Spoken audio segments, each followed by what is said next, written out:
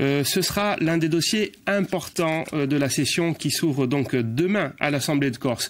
Le PADUC, le plan d'aménagement et de développement durable, ce document stratégique voté par les élus en 2015, il revient entre leurs mains, cette fois pour un bilan de son application avant d'entamer une révision. Les explications de Marie-France Giuliani. À quoi a servi le PADUC depuis son adoption en 2015 ? La spéculation et la bétonisation sur le littoral n'ont pas été freinées.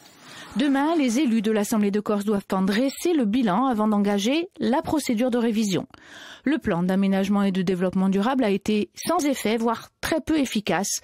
C'est ce qu'avaient répondu 99 des 360 maires insulaires.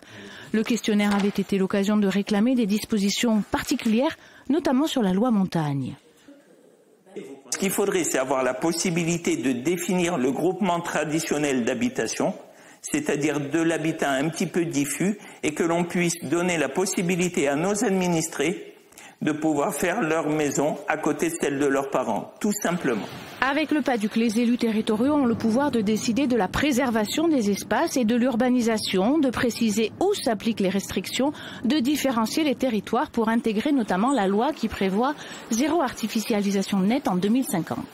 Mais quand est-ce que vous allez le réviser, ce PADUC ? En octobre, lors du congrès des maires, le président de l'exécutif a rappelé le double enjeu, sanctuariser les espaces agricoles tout en adaptant les règles. Nous allons réviser le PADUC, vous le savez.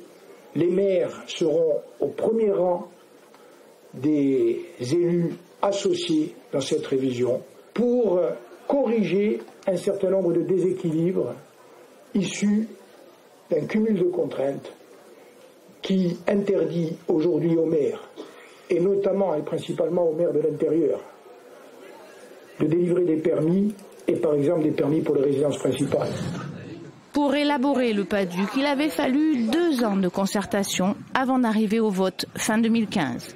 L'exécutif prévoit un PADUC révisé en 2027. 3 ans seront-ils suffisants pour trouver un savant équilibre entre mer et montagne et intégrer les nouvelles lois d'urbanisme, Allure et Lanzanne ?